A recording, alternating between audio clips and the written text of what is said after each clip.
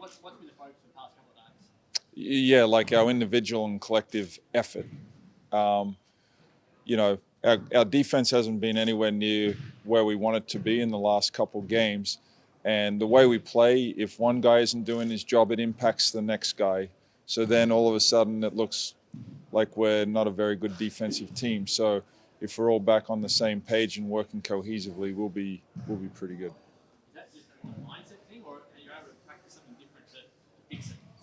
I think sometimes in a time of when we've lost four in a row, you try and complicate things, and then that brings in confusion. So simplifying and just giving good effort and purpose resolves a lot of problems.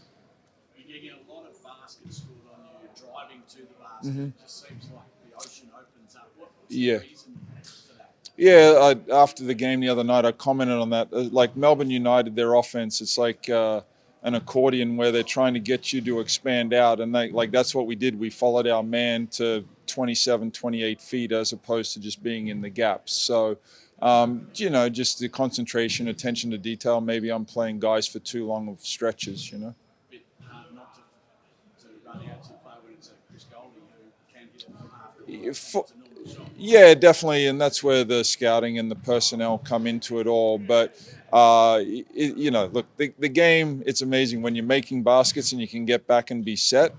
You're in great position versus trying to do it on the fly. Can I ask about the jack jumpers? And you got hammered by them. Is there Yep. some redemption? Is there something that you can use to motivate the players to say, "Hey, look, we were embarrassed. Now it's time to turn it around"? Yeah, like it was certainly a poor performance last time we played them. Our form since then hasn't been great. So really, it's about Perth Wildcats getting ourselves into a great frame of mind now.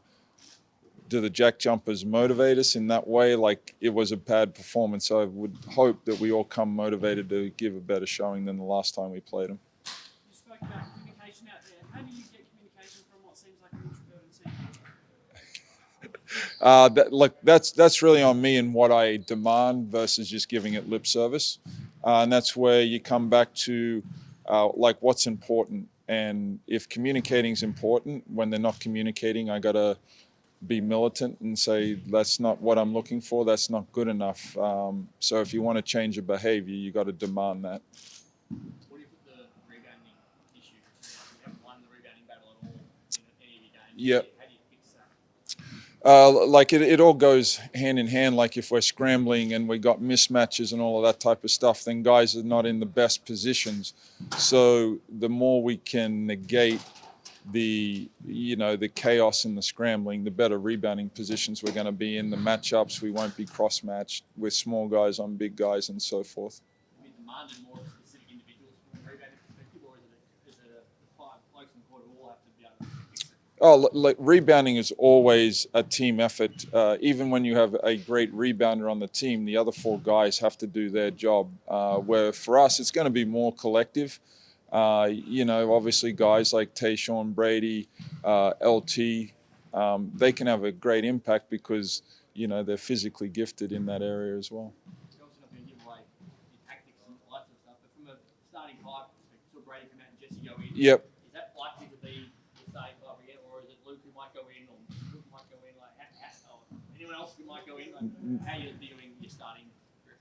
I'm a creature of habit. So I'm not about knee-jerk reacting now. Obviously, if you get to a point where you feel like you need to make some wholesale changes, but I would say we're underperforming as a team, as individuals. So to start trying to come up with a quick fix, I'm not about that. Like we practice hard, we work hard. That's going to pay dividends at some time in the season. Is that a one-off thing to take Brady out and see how it works, or is that you're planning on running him? No, look, we need Brady Manning performing at a high level. I'm just trying to help him. Like we've talked about it, like he's a young, new to the professional ranks. I need to do my job and help him get himself in a groove so he can perform at the level he wants to perform at and the level that we want him to perform at. There's a lot of pressure on him. Do you back him now, or do you have to start looking elsewhere to try and find someone from outside? No, like that is who we brought in for the team. He's going to complement the team. the pieces all fit together. So Brady Manick is a Perth Wildcat. And Perth Wildcat for the season. Yes. Like I know there's a lot of outside noise, but internally, there's no noise about that at all. Can I ask you about, you played, there's a lot of talk about the other teams don't fear RSC Arena. You played in probably more challenge stadium than RSC Arena, but do you think that the crowd, the atmosphere is as electric or as intimidating as what it has been back in your day when you were playing? And do you need maybe a little bit more from the crowd on game nights? It's like when you talk about offense and defense, crowd and team, it all works together. We got to do our job and provide the excitement for the crowd. Would it help if it's full of electricity the minute we walk out there? Absolutely. But we also have to provide the energy to create that as well. So, look, the Red Army has been doing their job for a long time, and they're going to be proud of this team, and it's going to be a great product when we figure it out. Been about 15 or 16 years since this club's lost five in a row. Does it feel like a line in the sand sort of moment when you get to the corner, or is it we just got to find a way? No.